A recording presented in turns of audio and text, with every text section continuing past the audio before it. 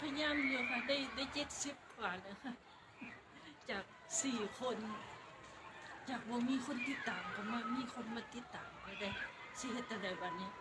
อันแนะนำนี่เด้อค่ะเดี๋ยวเขาไปเบิ่งกูรู้อยู่ค่ะว่าเฮ็ดจั่งใดนะก็ยังมัดมีเป้าหมายหลายอย่างคือว่าซอยพ่อใหญ่เม็ดนำค่ะคือว่าจะเอาเงินในการในอาการมาซอยพ่อใหญ่เม็ดนำแล้วก็เสี่ยวไปถมที่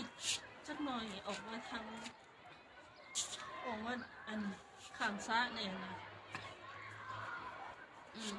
นะคะเพื่อเฮ็ดนู่นเฮ็ดนี่ในภายหน้านะคะคือว่าจะมาสิเอาเงินจากศักยภาพของตัวเองในการทำคลิปนะคะจังซี่แหละค่ะคือว่าอย่ามาบ่ได้คิดบ่ต้องมาติดต่อนะถามซื้อนะคะบ่ขายค่ะทุกคนหลายส่วนใหญ่ก็บ่ขายค่ะเพราะว่าถ้าบ่มีอันสามีคุมกะลาหัวถ้าเกิดเพิ่นจากไปนะสิลำบากค่ะ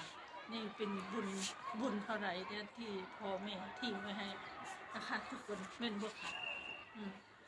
เป็นกำลังใจให้เยี่ยมหมาในเด้อค่ะอันก็อยากซอยสามีเพิ่นเพิ่นสิเอาบ้านอยากซอยเพิ่นได้หลายๆก็อยากตุ๊บให้เพิ่นนะนำนะทุกคนในความคิดของเยี่ยมหมัดคือว่าพยายามอัน YouTube นำแล้วกันหลายช่องทางอยู่ค่ะเฮ็ดนะคะเนาะเป็นกำลังใจให้เยี่ยมหมัดเลยนะคะแล้วก็ขอให้ทุกคนวันนี้ก็อยู่ดีมีแห้งที่แซ่บนอนรับนะคะแล้วก็